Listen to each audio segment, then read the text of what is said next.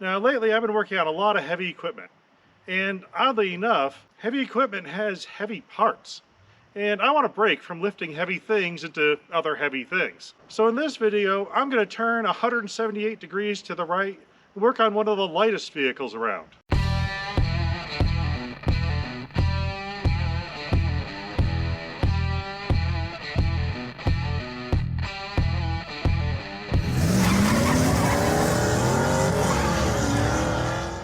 This is a Suzuki DR350SE. This is actually a bike I've wanted since they came out pretty much. And now, almost 30 years later, I finally found one in my price range. Now, these things are still going for decent money, and this one looks pretty good from a distance. Let's look closer. Right there is where the carburetor is supposed to be. Back here, there's some electric box thing sort of flopping around, not attached to anything. Bike's been sitting long enough that the chain is actually rusty. We have the aftermarket turn signals, which may not work properly. Here's another electrical box just floating around. I think that might be the voltage regulator. There was no key. It was lost. I did get the title and stuff, so it's not like the bike was stolen. The key was actually lost because it's been sitting so long and no one's using it. The tires kind of look like they had gone flat and sat there for a few years, and someone just pumped them up recently. There's a big pile of fork oil on the front tire, so these things for sure leak. You can see drips down them, all the way down them. But that's the good end of the suspension. Now if you're familiar with dirt bikes like this, you know these rear suspensions are usually pretty good. They can really take a good impact and get you nice and settled right away. Watch this one.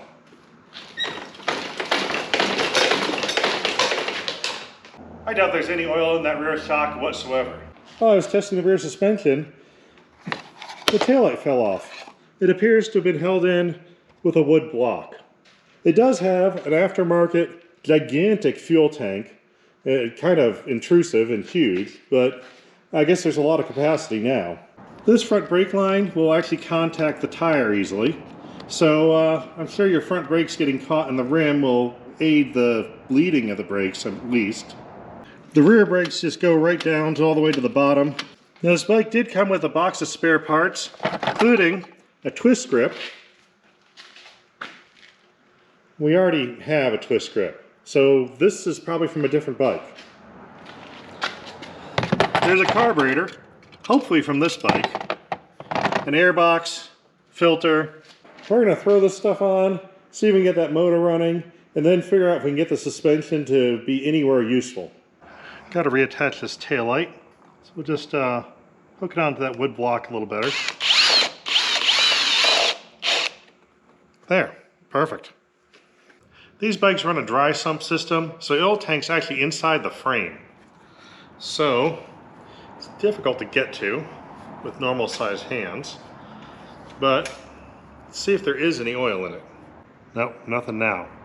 Now this also has been sitting for years, so I'm not sure if that oil drains back. This tank is way above the motor, so I'm not sure about that. Loose broken zip ties, that's a good sign. Now one of the first things I gotta do is get to this ignition switch, because I gotta do something about the no key thing.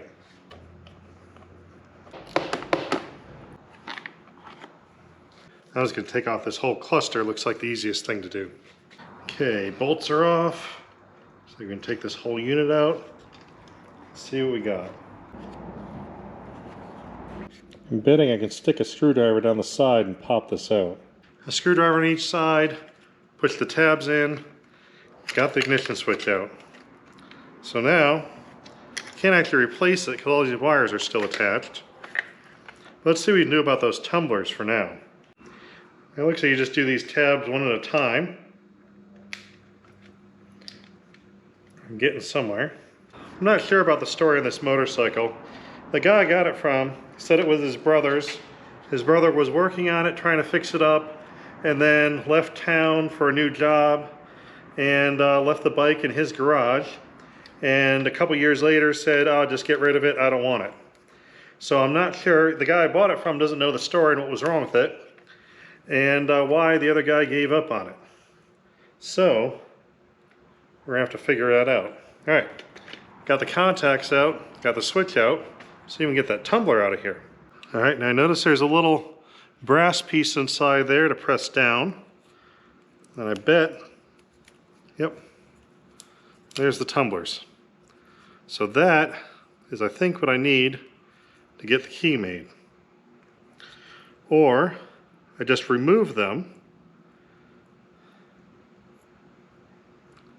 Don't tell anyone about this. I don't want anyone to steal my bike, because now it doesn't need a key anymore.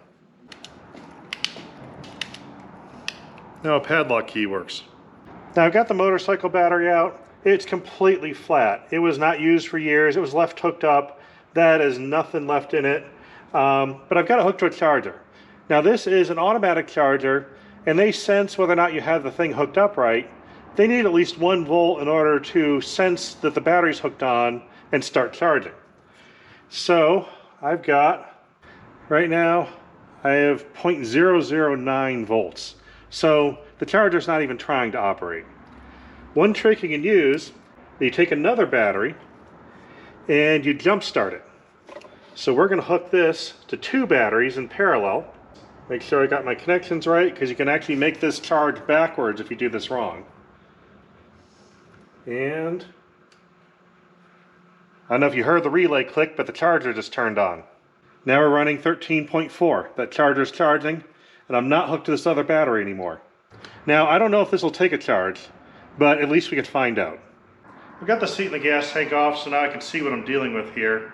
We're going to have to do a little bit of detective work, because I don't know how this is supposed to actually go together. I have 2 boxes. Looks like, my guess, that is a voltage regulator, and this is the CDI box for the ignition. Alright, it looks like this is supposed to bolt to these 2 bolts here, because they're the right distance apart. Now another thing, pretty much any wiring harness that's even fairly modern, ring terminals are almost always ground, because they almost always go to a bolt. Generally, if it's a positive, they're not going to leave the metal exposed so it could ground out. So pretty much if you see a loose ring terminal, ground it and you're good. Now we have this other box, which is rubber mounted, and it has basically a rubber connector for a tube of some sort, which I'm thinking is a chassis tube. Now on the sides here, these don't go parallel to each other. These are parallel.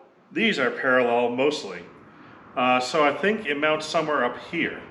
It's my guess. Yep, that looks like it. All those things line up, so we're going to mount that there. Now, what I was originally looking for was a spot where these kept the frame clean, and it's all dirty, so this has been apart for a long time. But I knew that already. From the story I was told by the guy who didn't own it and didn't know exactly what happened to it, was he thinks his brother took the carb off to clean it. So I think that's why, the best guess I have is that's why all this is apart, is because the carb is dirty and it wouldn't run right. So I'm going to pull the carb apart, at least drop the bowl off the carb and take a look inside before I mount it up here. There is an external throttle idle adjustment, which is cranked all the way in and cut off. So that's a good sign. There we go. All right, seen way worse. Yeah, a little bit of stuff in there, not bad at all. Now I'm seeing a lot of shiny brass there. It almost looks like someone tried to take it apart and broke something off in there. All right, let's pull these jets and see what we got.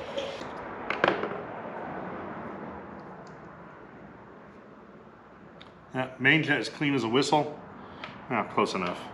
Another thing I'm noticing is this little casting is cracked right here. I think someone took a screwdriver that tapered out and tried to just shove it in there and turn it, and actually broke the casting a little. They didn't know the trick of just grinding the sides of your screwdriver off till they're flat and then doing it. I took a little more off the screwdriver. Let's see how it fits now.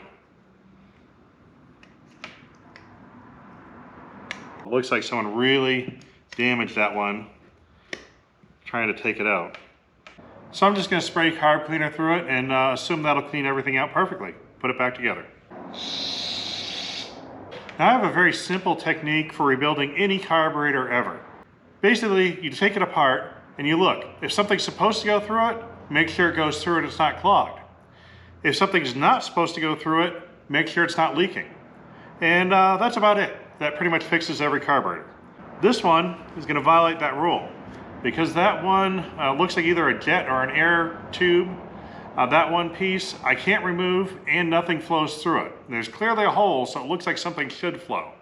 And that's probably the point where the last person who actually drove this bike stopped, and why it was abandoned is they couldn't get that out. They knew they couldn't get it running right without a new carburetor, and these carbs aren't cheap. So I'm just going to ignore this for now, put it together as is. I know it's not going to run right, but we'll find some more stuff out as we go along. Oh, actually, I just saw some fluid come out. Yeah, we're just going to throw it back together and see what happens.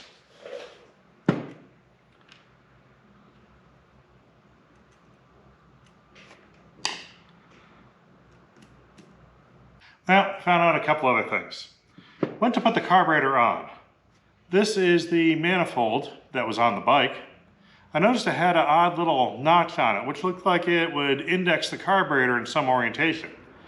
I didn't see anything on the carb that would do that, so I figured I'd just, put it on and see how it felt as it rotated. That doesn't fit. The carburetor I got is larger than the manifold that was on the motor. Now, the other thing I noticed was that the manifold had a spacer on it that definitely looks homemade. It's got grind marks on it, it's got center punch marks on it. That does not look like a factory-made piece. It almost looks like someone cut out with a saw and belt sanded around it. It's all lumpy on this corner. They did a nice job, but that's not the way a factory would do it.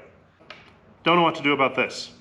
But I figured, since this thing has obviously been monkeyed around with so much, I better put the plug on it, crank it over, and first off see if it cranks over, and then if it has spark. Because this is electronic ignition, those parts aren't cheap. And if I don't have spark, I may not be continuing this project.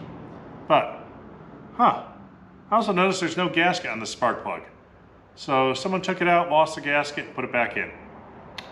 Whoever worked on this bike last was more of a hack than I am, and that's saying something. We're going to test a few things here. I've got the spark plug out, so there's no compression, and I sprayed some oil in there to give it a little bit of lube since it's been sitting so long. I've got all electronics hooked up with the grounds. I plugged the wires in where they looked like they should go with the closest color wire that matched them. And I have a battery hooked up with the thinnest wire I could find, way undersized for what I'm about to do. So first we're going to find out if that ignition switch will do anything and turn on any electronics. And then we're going to find out if the starter works. And if the starter works, we're going to find out if this wire catches on fire. And then if that doesn't catch on fire, we're going to see if the motor spins over. And if all goes well, see if we have spark while the motor's spinning over. Let's see what happens. A bunch of good things just happened. That didn't catch on fire, not even warm. Luckily there's no compression, so it probably didn't draw a whole lot. The motor cranked over, so it's free, and I have spark. So we're halfway done at this point. Which means I need to figure out how to install that carburetor and make it work. Because we might actually get this thing to start. Worst case scenario, I'll shoot some gas right in the intake without a carburetor and see if it fires off. I'm trying to figure out what to do about this mess, and I figure I better figure out what I've got. So luckily there's a part number molded in here. I looked it up. This is an intake pipe for a early 80s RM125. So a 125cc two-stroke bike is what they're using on this 350 four-stroke, or tried to use. Maybe what happened is whoever broke that piece off inside the carb here decided to go with a cheaper two-stroke carb, or they had one lying around and just adapted it in. So I don't have the right pieces, but what I do have is a razor blade, and this thing is rubber. The razor blade wasn't really making it round enough, so I'm going to see if I can machine rubber.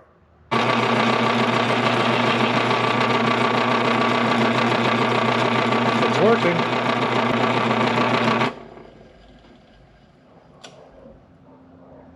Probably should measure this and see how far I need to go. Yep, took some good sized chunks of rubber out of there. It tears up a little bit, but it's really better than I expected for turning rubber. So I left about a 50 thou interference fit. So this is a 50 thousandths smaller in diameter. And let's see. There, manifold fits. Hose clamp back on there. Just throw on the engine and see what happens. Now in the pile of parts I got with this bike, I got the throttle cables. But I was trying to figure out why anyone would remove the throttle cables to just clean the carburetor. But if they were trying to adapt a 125 two-stroke carburetor, that uses a different cable. And that also might be why I had a different throttle hand grip. These clips look like they might have held these at one point. That looks about right. So I'm going to assume I'm doing this all correctly. It's always a safe bet until it goes wrong. Carb is on, throttle cables are on, gas tank is on. I poured gas in the general area of the filler neck, and now it's only dripping slightly, and I wiped up most of the big spills. Wires are still far too small, but they're a foot away from the gas, so that should be okay. And let's see what happens.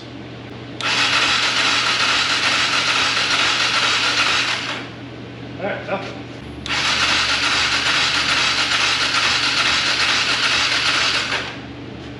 See how these wires are doing. They're warm, definitely warm.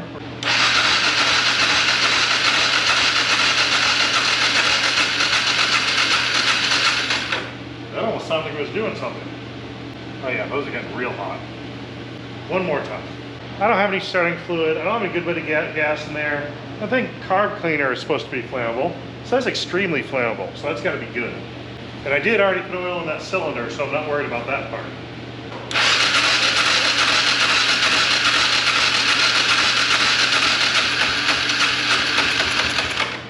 That was something.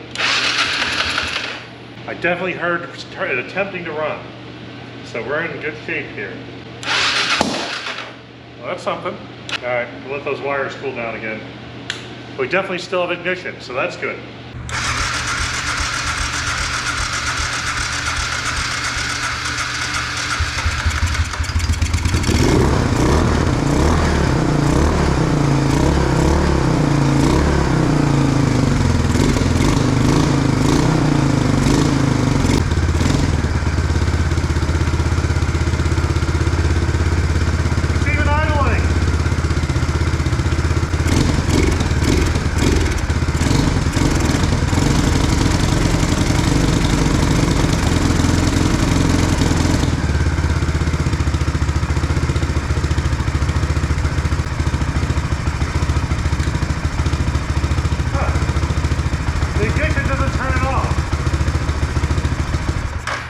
Luckily that one does.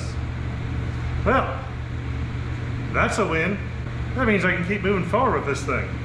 You know, it's funny, when I bought this, the guy was telling me how much the parts are worth on eBay because he expected to be parting it out. But I'm gonna be riding this thing soon.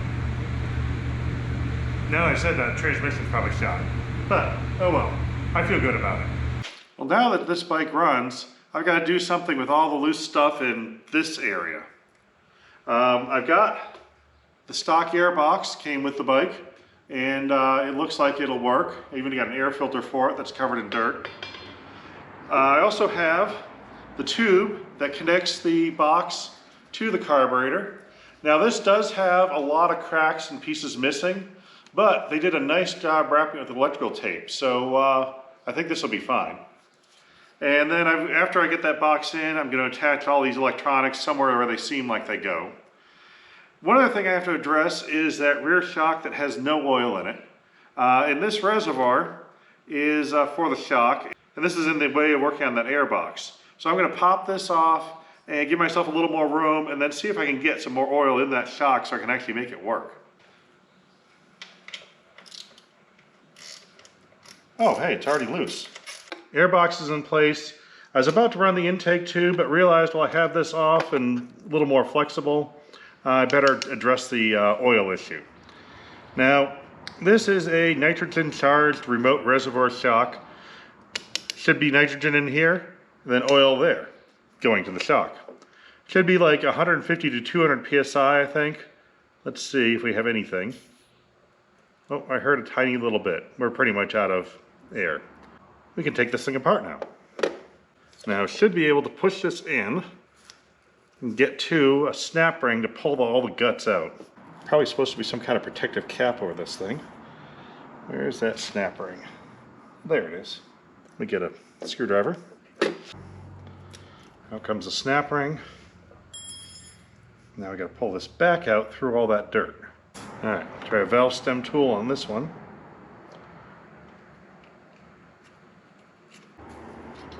There we go.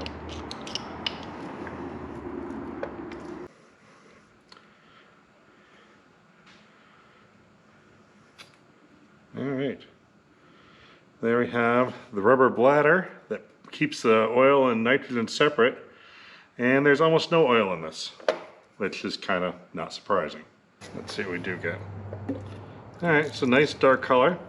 I see a lot of debris in the bottom of the oil, so something in the shock is coming apart. This shock absorber is toast.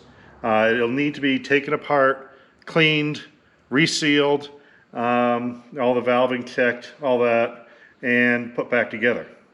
Now basically a shock absorber is like a hydraulic piston with a leak in it. You know, the piston that moves up and down with the suspension, and the fluid leaks around it. And that's how you get the dampening, is how fast the fluid leaks.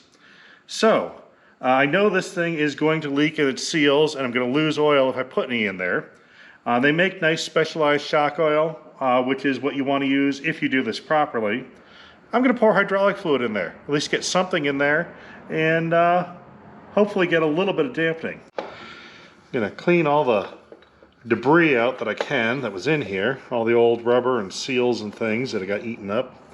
It looks pretty clean in there, so it's time to see if we can get fluid to go in through this. I've got my reservoir wired so I can pour into it. I've got some hydraulic oil. This is the lightweight ISO 32. Definitely not the right thing to use in a shock absorber, so let's pour it in. We have some bubbles coming up there. Oh yeah, we're getting bubbles. We're definitely moving this in. Okay, now I need to pump the oil into that shock by cycling the suspension.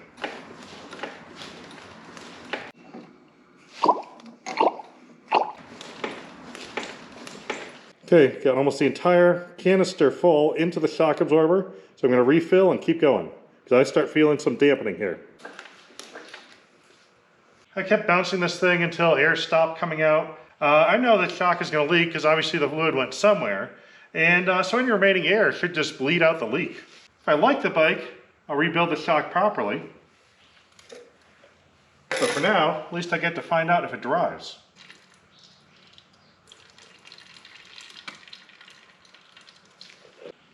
Now this is supposed to be charged with pure nitrogen, but I figure since I'm not doing this right anyway, 80% nitrogen will be fine. So, good old shop air.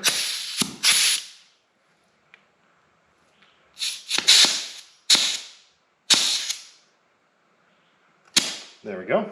So basically this shock is rebuilt at this point, at least for the next week or so, after the fluid leaks out. But it's good enough to try out. They actually sell these shock absorbers. I could buy a replacement. They're over $1,000. Now I undid this compression dampener to as loose a setting as possible to make it easier to pump fluid through. I think I'm going to leave it pretty loose, because that oil I think is thicker than what's supposed to be in here. Let's see what we got.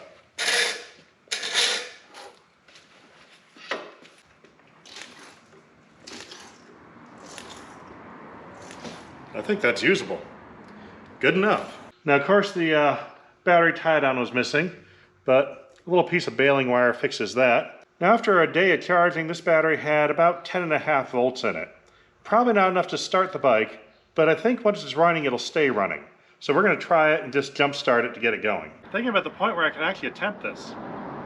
So, got my jump starter battery here with some leads I can take off, and let's see if this thing moves. Now, I think there's one more thing we need to do. If you guys could like and subscribe, maybe hit the notification bell, I think that'll help this work better. Okay, let's give it a shot.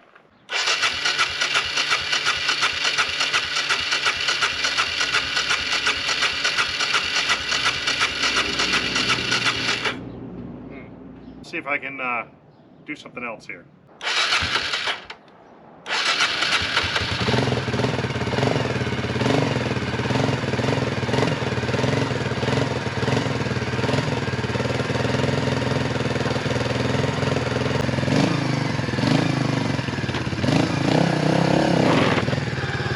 It moves.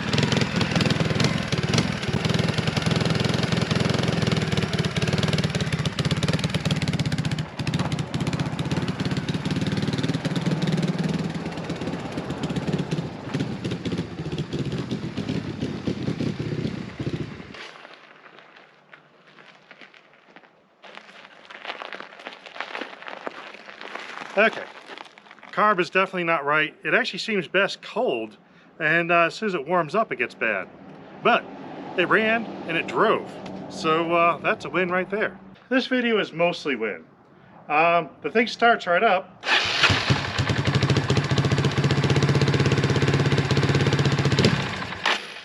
Then dies when I hit the gas. But I have driven it. I know the transmission works. I know the clutch works. I know it will drive. Now on the rear shock, that hydraulic oil fix worked surprisingly well. It just works properly.